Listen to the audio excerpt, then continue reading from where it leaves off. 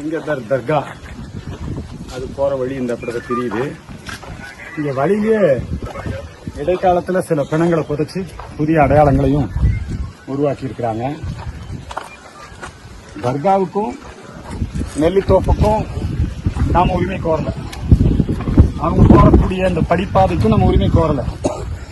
நாம நம்முடைய காசி விஸ்வநாதர் ஆலயம், பல்லத்தி மரம், தீபத்தூண் இதெல்லாமே முருகனுக்கு சொந்தமானது. தீர்த்தம் நம்முடைய 15 தீர்த்தங்கள் இங்க இருக்குது. பாருங்க, புதுசு புதுசா கொண்டு போனவங்களை போச்சிருக்காங்க,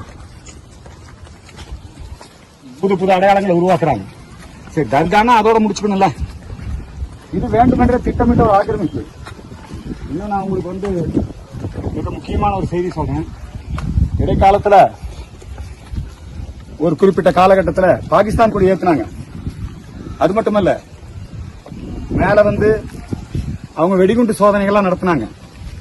அது காவல்துறை கைது செய்து அவங்க மேல வழக்கு போட்டு கேஸ் நடத்தி அதில் விடுதலை ஆயிட்டாங்க.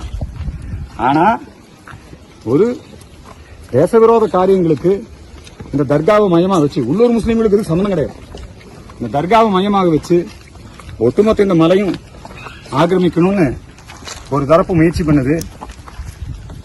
கோயில் நிர்வாகம் அதுக்கான ஒத்துழைப்பு கொடுக்குது.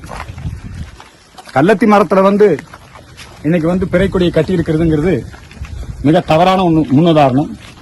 ஆகவே அது சம்பந்தமான புகார் மனுவை நாம் இன்றைக்கு சமர்ப்பித்திருக்கிறோம்.